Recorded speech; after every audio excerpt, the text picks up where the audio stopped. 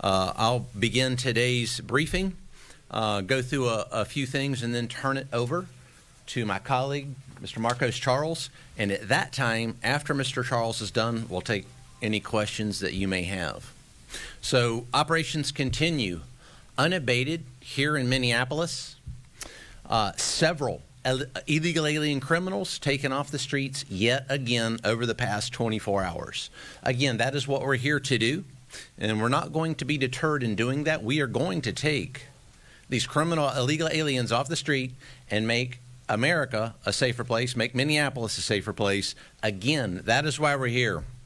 Let me detail a couple of illegal aliens we took off the streets over the past 24 hours that were walking our streets over those past 24 hours. Here's one, Mr. Carlos Gomez Acosta, charged with cocaine trafficking and a controlled substance violation. This is an interesting one because this individual was what we would term as a golf, which is a getaway across the border. This individual crossed the border and was a getaway. More than likely, over those past 4 years, when we had millions crossing the border unabated. This is what we get in our communities. What happens at the border does not stay at the border. And then we have Lin Lee, an illegal alien from Red China. This individual is charged with child neglect and endangerment. Let me say that again, child neglect and endangerment and prostitution. An illegal alien walking the streets of Minneapolis. Now, we just talked children yesterday a little bit. Let's talk a little more, since we've got an illegal alien we just took off the streets of Minneapolis that was someone engaged in child neglect and endangerment. Here in the U.S. Border Patrol, I will say unequivocally that we are experts in dealing with children. Let me say that again, experts in dealing with children. Not because we want to be, but because we have to be. Over those past 4 years, hundreds of thousands of children were trafficked across that border. Guess who they came into contact with? Sometimes who was the very first law enforcement agency or American citizen that they saw? U.S. Border Patrol, followed by our counterparts at Immigration and Customs Enforcement. We're definitely the experts at dealing with children, unfortunately. Hundreds of thousands under that last administration. Not to mention the 300,000 lost children, 300,000 plus lost children that were trafficked across that border. Now, when we've got the news media talking about children, I'd certainly love to hear more reporting on the 300,000 lost children. How about the 14 that we recovered at that pot farm a few months ago in Camarillo, California? The 14 lost children trafficked across the border that were found working illegally on a pot farm in California. Very little reporting from the Minneapolis news media here. I didn't really hear much from you guys. And then some of the more heinous crimes against children that are trafficked across the border that ICE and Border Patrol saw daily back when that border was out of control over those past 4 years. I'll detail one for you, folks, that's truly heinous. Border Patrol agents there in the El Centro sector encountered a young child, was approximately 3 years of age. The child appeared to be drugged, not with his parents, with strangers. Agents managed to wake the child up after doing what is known as a sternum rub, which is a technique to wake someone up that may be induced by drugs. As the child woke up, we understood the child's parents were not with him. And medical examination saw that this child had non-surgical sutures in his abdomen. Let me say that again. Non-surgical sutures in the child's abdomen. He was being trafficked across the border in that condition. That's not an isolated event with the U.S. Border Patrol or ICE. We saw that many, many times. Drug children coming across the border, and guess what? Other than a couple of news outlets, I believe News Nation and Fox reported, nobody else would. Nothing on a child with non-surgical sutures in his abdomen, and nobody knows why. Now, The 5-year-old yesterday, some of you had questions on the 5-year-old yesterday. That 5-year-old remains with his family. Let me say that again, remains with his family. We know that. That false media narrative that was pushed out yesterday was, well, it was false. It remains with his family. But let's talk about who doesn't remain with their family. And I think this is the most important thing that we're talking about with children. How about our victim of the day? A victim at the hands of illegal alien criminals, these same criminals that we are taking off the streets that you see on these screens behind us. This victim was Rachel Morin. She left behind 5 children. Let me say that again. She left behind 5 children after she was killed by an illegal alien from Central America. He decided to murder her and hide her body in a culvert. Oh, wait a second. That was after he raped her. She's separated permanently from her 5 children. Let me say that again. Separated permanently from her 5 children. Why isn't that reported on? Very little reporting in the local news media or the news media on those types of situations. Now, I would call this the DSP syndrome. That's a term that I made up. I'm not a medical doctor. I'm a Border Patrol agent. It's called the double standard phenomena. Say that again. The DSP is the double standard phenomena. We see this quite often, the DSP. American citizens that are arrested daily here in Minneapolis. Are they separated from their children and families? Absolutely, as they should be. Criminals face consequences. Criminals face consequences. But yet that double standard does not seem to apply to illegal aliens. Why is that? Perhaps someone could detail that for me, because I don't quite understand all the parameters involved in the DSP, the double standard phenomena. So, as we continue this mission here in Minneapolis, we will continue to take these bad people, bad things off the streets, despite the DSP, the double standard phenomena, despite the false narrative reporting by many news media outlets. We will continue unabated in our mission to ensure there are no more Rachel Morins separated from her 5 children. And I'll close by saying victims organizations, victims' rights organizations. What about the angel moms? That one's one that's never reported on. How many victims do you need before an organization like that pops up? It's not 1 or 2. I can guarantee you that. Look at MAD, Mothers Against Drunk Driving, from back in the 80s and 90s. That organization popped up because a lot of children were getting killed by drunk drivers. Well, what about the angel moms now? How many victims of illegal aliens that should not be here in the United States are causing family separation for American citizens that's not reported on by most news media outlets? How many does it take? I'd like to ask, excuse me, PBS or CNN or any of the other outlets, how many? How many does it take? I'd love that question. There's another phenomenon there. I would love that question answered. But the fact of the matter is we do have angel moms, a lot of them, unfortunately. It's very heartbreaking to meet them, although they're not reported on very much. Heartbreaking. But we're here to ensure there are no more angel moms. We don't want more angel moms, and that's why Marcos and I are here, U.S. Border Patrol, ICE, and his allied law enforcement teams. We're going to take, again, these criminal aliens off the streets that you see behind us and that I've shown you this morning. We're going to take them off the streets wholesale. It's on. We won't quit. Thank you for your time this morning. I'll introduce Mr. Marcos Charles. Marcos? Good morning. Thanks, Commander Bovino. Thank you all for being here to get the real facts of what ICE federal partners are doing in the Twin Cities. For us, every day is about public safety, not politics. It's a shame to see politicians and activists spreading fear in their own communities by creating a false narrative about what we do and who we are and who we arrest. The media and political activists have tried to deceive the American public about ICE and our operations. Yet again, they have failed, but the truth matters, and I'm here to tell you the truth about what we do. This week, ICRO conducted targeted enforcement operation to arrest Adrian Alexander Conejo Arias, an illegal alien who was released back into the interior of the United States by the previous administration. When officers approached Conejo Arias, he and his child were in a vehicle.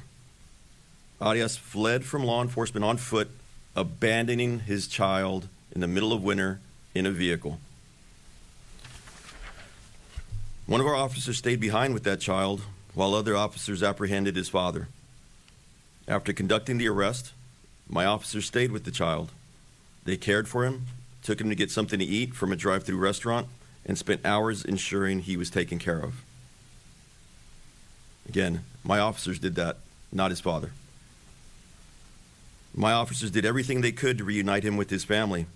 Tragically, when we approached the door of his residence, the people inside refused to take him in and open the door. Let me say it again. They saw the young boy and they refused to open the door and take him back. This is the human side of the job that my officers do. They are family men and women. They have children of their own. They sacrifice everything for their families. I know for a fact that they were heartbroken to see the child's own family leave him behind. Fortunately, Conejo Arias eventually requested that his child stay with him. We do everything in our power not to separate families. So they took him back together to Minneapolis, here to the city, to the ICE facility for processing, and now they are being well cared for at a family residential center, pending their immigration proceedings. This is the real face of ICE, ERO, Border Patrol, and our allied partners. The media doesn't know our officers, we do. My officers do the right thing no matter how difficult or how long it takes throughout the day. Let me debunk a couple more lies. Conejo Arias was not walking to school with his child, and we did not target the child. Arias fled from law enforcement officers and left his child behind. Again, middle of winter, in a car. We will enforce the law as it's written, but we will go above and beyond to reunite families because that is who we are. I also want to clarify the recent arrests of the ringleaders of the city's church riots. Federal law protects the freedom of religion and the right to worship without interference. What these agitators did was not a peaceful protest. They rioted at church services. They screamed and harassed children. They denied Minnesotans the ability to worship peacefully. Again, this was not a peaceful protest. You don't go in front of up to a child and yell at them. That is not a peaceful protest. I've been in law enforcement for 33 years now, and this is the first time I've ever seen a protest in a church where they're harassing individuals trying to peacefully worship.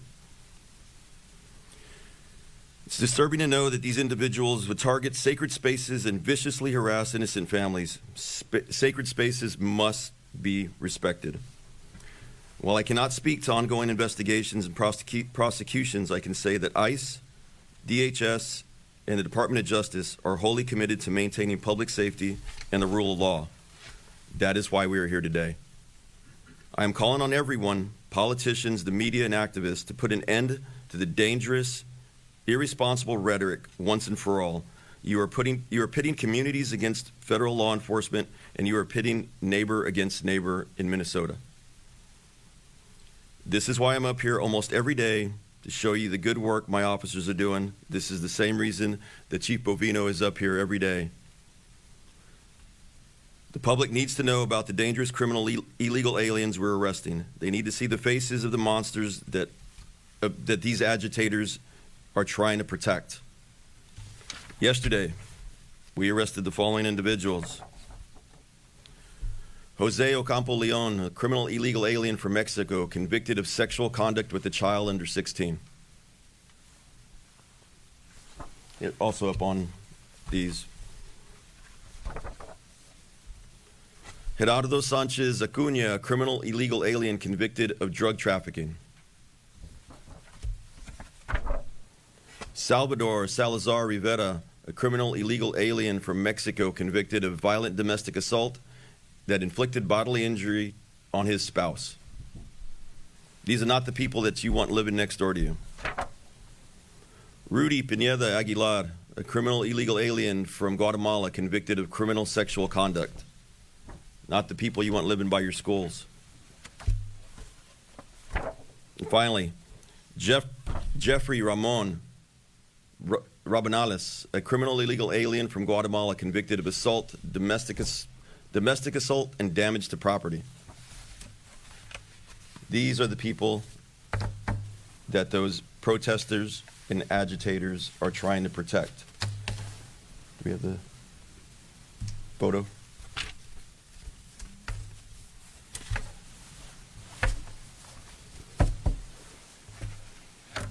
Moments ago, a group of agitators, a U-Haul van filled with shields. Oh, it's not coming up. We'll get the photo up. All right. Shields and gear decided to come over here to the Whipple building and block traffic. They are currently trying to impede us from getting out of the building and going and do our mission. I'll tell you right now, they're going to fail.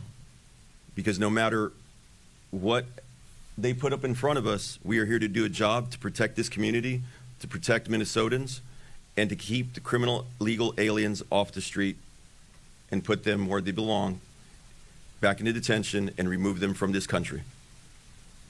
Thank you, guys. Take questions now. All right, we'll start from here and we'll go down. Everyone will get questions. Okay, I appreciate you taking our questions.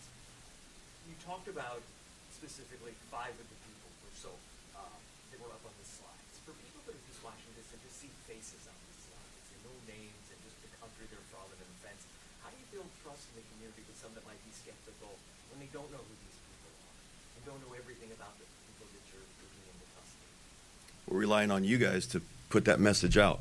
We put these slides up for you so you can get the message out to the public of the good work that our men and women are doing. Can I just follow up real quick? Sure. The people that you've taken into custody, you talk about the worst of the worst that you call them. What about the other people? Are you taking people into custody that don't have criminal past, like the people you've talked about? Are there people that are going through the green card process, the asylum process? Are those people being detained now too during the surge? I will tell you this. We operate through intelligence and targeted enforcement. We are looking for certain individuals. As we're looking for these individuals, if there is somebody that is illegally in the country and amenable to removal from this country, we will arrest them. So some may not have a criminal past, a violent criminal past. Like Correct. You're putting Correct. those people into custody too. Yeah, because every day that they're here, they are committing a crime. They may have been here 20 years, but that means for the last 20 years, they have failed to do it the right way. And every day that they're here, they are here illegally in the United States. Now, we are not targeting those individuals, but if we come across those individuals in the course of our duties, we will arrest them. All right, next question. Yesterday, Minnesota's corrections commissioner shared videos of inmates being transferred, handed over to federal agents, and he says he can't find a single case where the DOC failed to honor the ICE detainers when someone finishes their in-custody state prison term. And he also says that you are overcounting the number of non-citizens that are in state custody by 1,000. I'm wondering if you can address those discrepancies between what you guys have said in these press conferences and what the state commissioner of corrections said yesterday. Yeah, I clarified that yesterday by saying that the Department of Corrections for the state of Minnesota does cooperate. They hand people over at the end of their sentence, and we take them into custody. The numbers that we put out aren't, when I say the state of Minnesota, I'm not talking about just the Department of Corrections. I'm talking throughout the state, counties, any municipalities that may be holding people. So he did say that there are about 207 in prison and 94 in county jails to make 301 total. I believe the numbers you guys were giving were more like 1,300. So what's the discrepancy? The discrepancy is that he's Department of Corrections and we're Immigration Customs Enforcement with better databases than he has as far as who are out in custody. In the state custody, though, in county custody? And throughout the United States. So the numbers I gave you were for Minnesota, correct. But our stats, our detainers are the ones that we count. We don't go into DOC data and count their data. It's not our data. Our data shows that we have over 1,300 In Minnesota. in Minnesota. Next question. Just a few questions on the 5-year-old, and I'll rattle them off quickly, and I'll repeat them if need be. Does the father have a criminal record? What charges was he arrested on?